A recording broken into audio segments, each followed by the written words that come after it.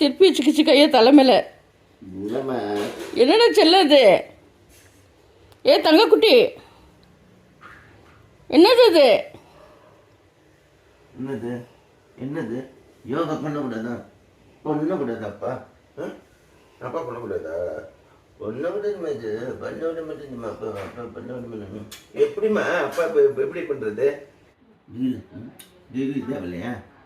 Daily இதே இல்லையா? சரி விடு, 2 பேரும் யோகா வேணா ஒன்று ஒன்றா படுத்துக்கலாம் விடு. யோகா வேணும் ஒன்று ஒன்றா படுத்துக்கலாம் விடு. இன்னும் என்ன பண்ணுறது? யோகா பண்ண விட மாட்டேங்கிறானே. பண்ண விடாம ஒரு படுக்க வச்சுக்கிச்சு.